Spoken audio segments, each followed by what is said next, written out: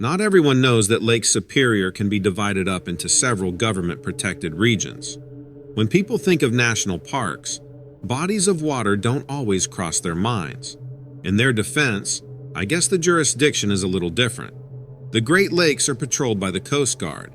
That was what led me out there, breaking ice in the winter seasons in order to keep shipping lanes open. When I started the job, I thought the most challenging element would always be the cold.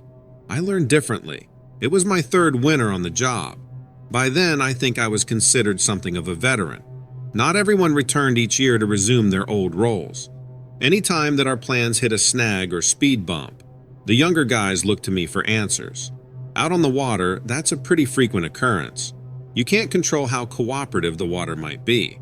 Still, when one of the newer men came to me with genuine fear in his eyes, I was surprised. He said that he could see something on the ice. He wanted me to see it too. I grabbed a pair of binoculars and looked out toward the lake. There was something out there, all right. From what I could tell, it was closer to Canadian jurisdiction than our own. Still, the shape on the ice was strange enough that I kept looking. It looked like a cat, like a panther or a jaguar. Its tail was thick though. Tall spines ran from its shoulders to its rear end. I kept looking. While the younger Coast Guard and myself debated what it was we were looking at. Then the thing looked back at us. Whatever it was, it didn't need binoculars to realize that it was being watched. It dove through the ice. I saw the sheet break around its body. It disappeared into the water. We shook our heads and tried to laugh it off. I explained it as a trick played by the reflecting daylight. The water gets tricky, I said. I didn't think for 1 second that the creature would come back.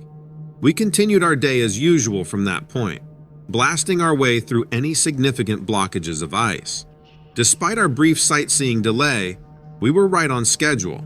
Then came the scratching. We thought we snagged something. A few of the men wondered if a particularly sharp piece of ice had punctured the hull. A loud, thunderous scratching came from the side of our ship. It felt like God was dragging his fingernails across our hull like a chalkboard. When we looked, we only saw the claw marks. Deep, unmistakable rows, where nails had split the metal like butter. The aluminum was peeled back like a blossoming flower. I'd never seen anything capable of doing that much damage in such a short amount of time. We called for emergency aid and turned to the nearest landmass. We would be able to contain the water that the ship was taking on, but we couldn't afford to idle on the open lake. Eventually, the flooding would be too much for us to manage. We didn't want to stick around to find out what had cleaved through our hull either. We ended up near the sea caves on Madeline Island, in Wisconsin Territory. We were instructed to leave the ship in favor of solid ground. We did as we were told and waited for evac to arrive. We would see those evacuation vessels sometime later, unmarked boats and even a helicopter. It wasn't the Coast Guard's brand of heroism that showed up to save us that day. I'm getting ahead of myself, though. We weren't out of the woods yet. We were posted up in the foliage hanging over the mouths of the caves. Before we heard the comforting hum of engines on the horizon, we heard the scream. It was a howl, I think, but it sounded a lot more like a scream, long and shrill, like a young woman staring death in the eye. That sound rang far colder than the wind around us. We were shaking down to our bones, especially because the cry echoed in the woods around us and in the caves below. We had no way to know where the sound was coming from. I knew what it was, though, and so did one other member of our crew. We knew that the scratches and the screaming came from the same place. It came from the creature we saw on the ice. It had followed us somehow, taken our eyes personally, and now that we were stranded, it was warning us. It was reminding us that the lake belonged to its kind, not to ours. We didn't see it after that. We watched the trees, thought a few shadows were taking the shape of a giant cat, but it all amounted to nothing. The cavalry arrived after that. We wanted to talk to someone, anyone. Even the rest of the men, who hadn't seen the animal, wanted to explain what they heard and what they thought they saw in the woods. We were surely a delusional bunch by then. But the government agents that arrived, who flashed badges no one recognized, didn't want to hear a word. They took our reports, don't get me wrong, but they bobbed their heads and hummed along like this was only a typical Tuesday for them. We felt differently. We got out of there. Our ship was saved. We talked about going back a few times, me and 3 others, but we always backed out before pushing our boats onto the water. I tell you what, after my 3rd year on that lake, I made sure to transfer somewhere else. I wasn't breaking ice for anyone, not with that thing up there. Some of the locals, Canadian side, tell their own stories about seeing similar things. That has to be good, right? That has to mean that the thing we saw was real.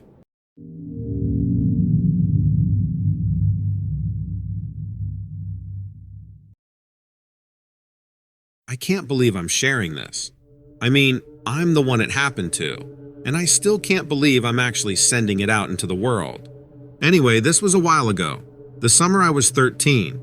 I lived in a pretty rural development that backed up to a national forest in Northern California.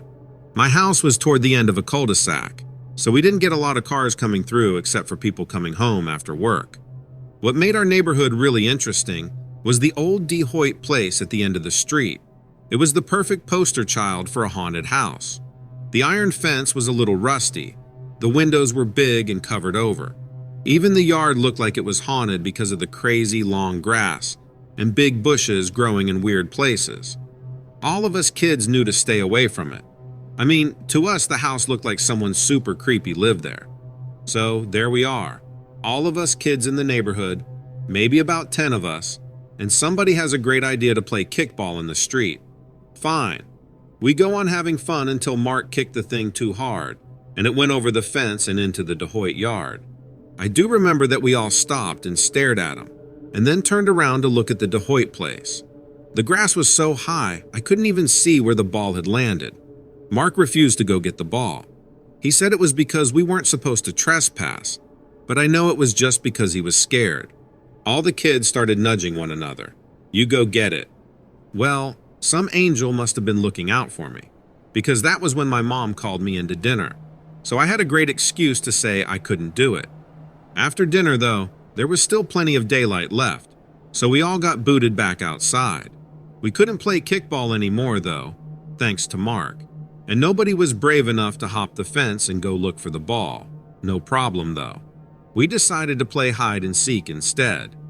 We did a few rounds of hide and seek, and one of the kids was seriously a champion hider. It took forever to find her. Our games dragged on until the streetlights came on. I'm competitive, so I wanted to win at least one game tonight. If it couldn't be kickball, it was going to have to be hide and seek. Anyway, I knew somebody's parents were going to start calling them home, and then we'd have to stop, and I'd go to bed a loser. I didn't want that, so I talked my friends into one last game. Mark was it. He started counting and everybody scattered, except me, because I'd thought of the perfect place to hide.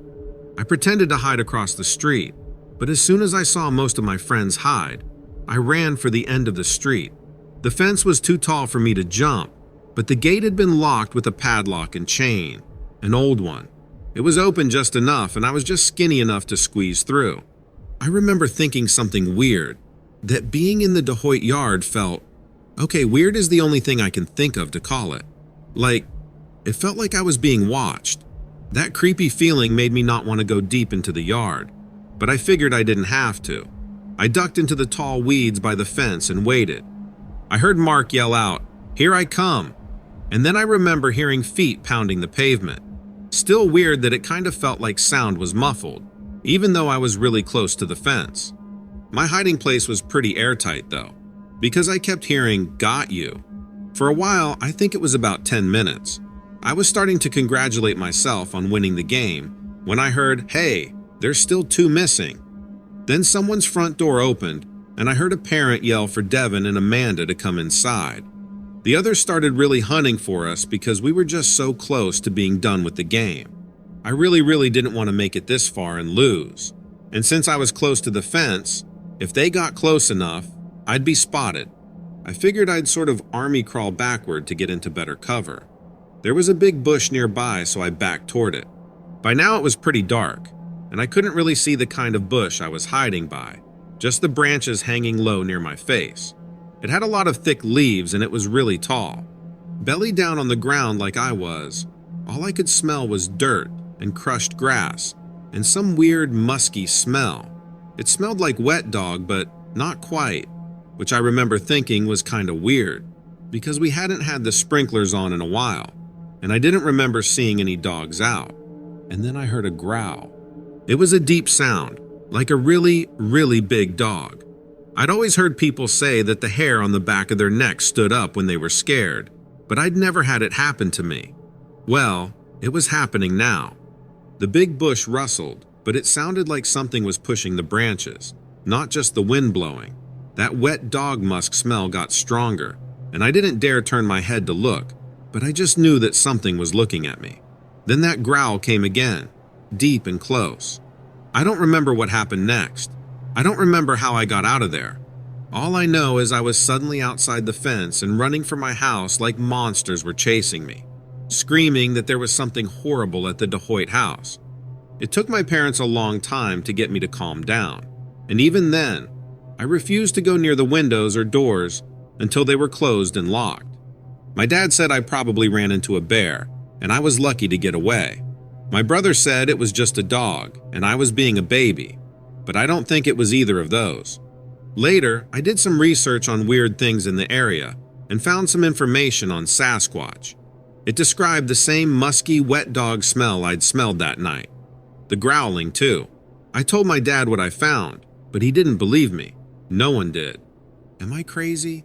I don't think so. At least I hope I'm not.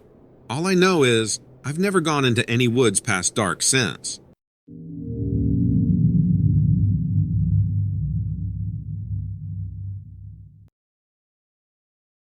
Ben Lawson was once a storm chaser, known for his fearless pursuit of tornadoes across the Midwest. He thrived on the adrenaline, photographing nature's most violent storms up close. But after a near-death experience in Kansas, when a funnel veered off course and almost took his truck with it, Ben traded storms for silence. In July 2017, he moved to Portland, Oregon, to live near his friend Marcus. One of his first weekends there, Ben and Marcus planned a weekend hike through Washington's Olympic National Forest. Ben was used to these kinds of trips. He'd been hiking and camping for years. Marcus, on the other hand, wasn't exactly the outdoors type, but he figured it might help him clear his head after a rough breakup. Plus, Ben had promised a laid-back weekend along the Hoh River Trail. No crazy challenges, just some fresh air. They started the hike early, walking through thick, misty woods. The trees were huge, the air cool and damp. It was quiet, almost too quiet for Marcus, who was used to city noise. But Ben was in his element, pointing out different plants and keeping a steady pace. By late afternoon, they found a good spot near the river and set up camp. After a long day of hiking, they settled in around the fire. The forest was calm, just the usual sounds of frogs and crickets. But then, as they sat talking, Marcus stopped mid-sentence. "Did you hear that?" he asked, glancing toward the trees. Ben shrugged.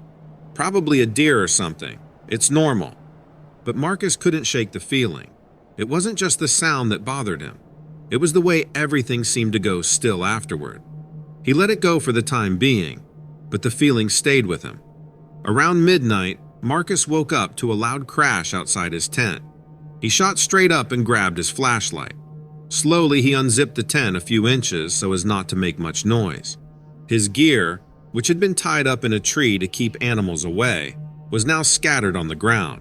He scanned the area with the light, but saw nothing. No animals, no movement, just an eerie quiet. He woke Ben up, whispering to him that something had knocked over their gear.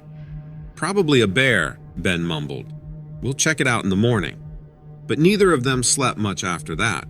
The next morning, they found large footprints near their camp, bigger than any human or animal prints Marcus had ever seen. They were about 16 inches long and looked human, except for their size. "Bear?" Marcus asked, half hoping for a logical answer. "No way," Ben replied. "Bears don't leave prints like this." Marcus wanted to leave right then and there, but Ben was curious. They followed the prints for a while before losing them in the underbrush. It didn't feel right to Marcus, though. He'd already had enough, but they kept moving forward deeper into the forest. That night, they found another campsite, this one deeper in the woods. As the fire crackled, the mood was tense. The forest seemed quieter than before, almost unnaturally so. They were both on edge when Marcus spotted something. "Ben, look," he whispered, pointing to the edge of the firelight. Standing between the trees was a tall figure, maybe 7 or 8 feet tall, covered in dark hair. It wasn't moving, just watching them. The two men sat like statues, unable to make sense of what they were seeing. It looked too big to be a person, too human to be an animal. It didn't snarl or make any noise, just stood there for what felt like forever. Then, as silently as it had appeared, the thing turned and disappeared back into the trees. "Was that real?" Marcus whispered, still in shock. Ben didn't answer. He didn't know what to say. They both sat there waiting, unsure if it would come back. At the first sign of daylight, they packed up and left. There was no question of staying another night. Every little sound on the hike back had them on edge, jumping at the crack of every twig. When they got back to the trailhead, neither of them could fully process what had happened. They'd seen something out there, something they couldn't explain. Marcus tried to forget about it. He didn't talk about it to anyone after they got back to town, and he didn't go hiking with Ben again. Ben, on the other hand, did some research. He found stories about strange sightings in the Olympic National Forest, stories that lined up a little too closely with what they'd seen. Neither of them needed to prove it to anyone else. They knew what they saw, and that was enough. Whatever it was still out there in the deep woods, hidden from the rest of the world.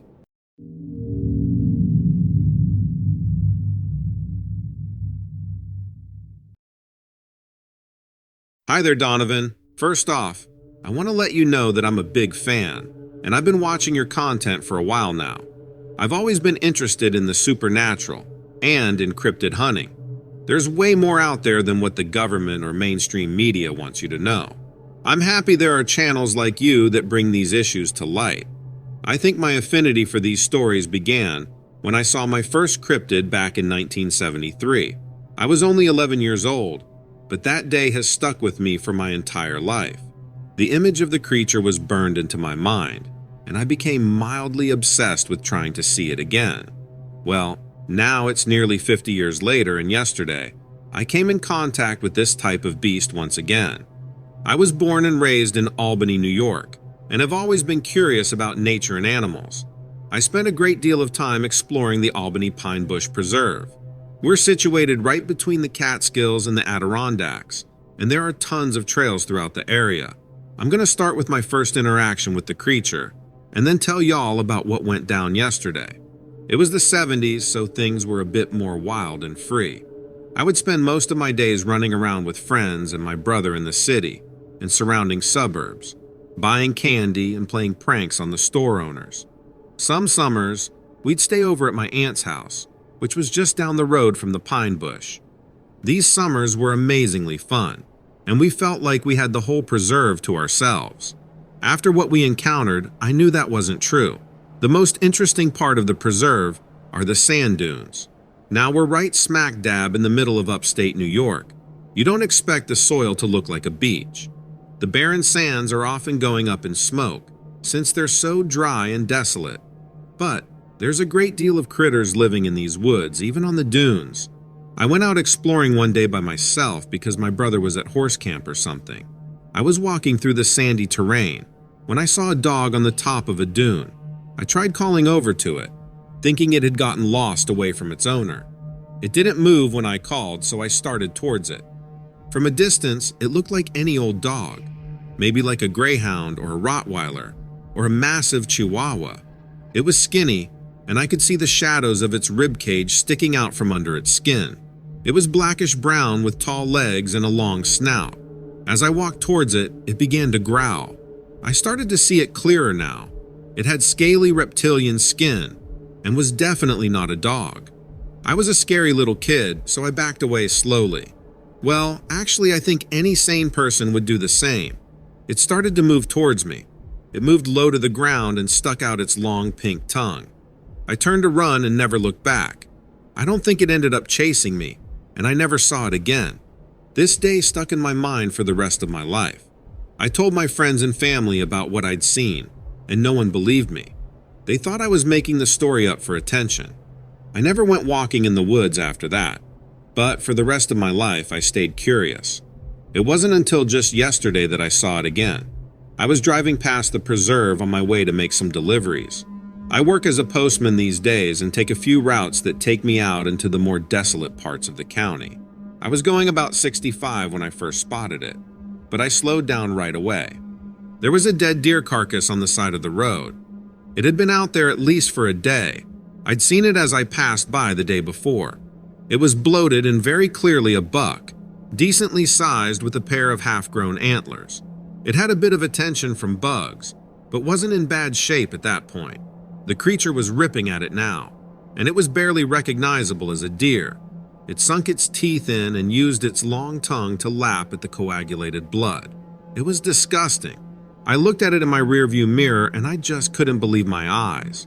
Of course, this would be the time that my iPhone was dead, so I didn't get any photos or videos, but I definitely know what I saw. I started to put my truck into reverse so I could get a closer look.